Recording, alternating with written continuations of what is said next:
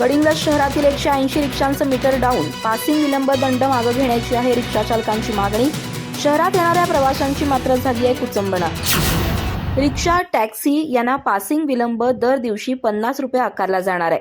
हा दंड त्वरित मागे घ्यावा या मागणीसाठी गडिंग्लज शहरातील 180हून अधिक रिक्षा सोमवारी मध्यरात्रीपासून एक दिवस बंद राहिल्या.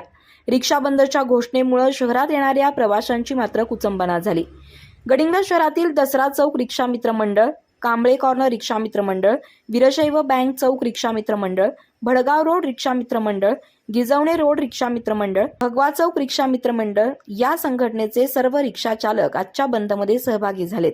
180हून अधिक रिक्षा बंदमध्ये सहभागी झाल्याचं दसरा चौक रिक्षा मित्र मंडळाचे अध्यक्ष प्रकाश रावळ यांनी सांगितलं.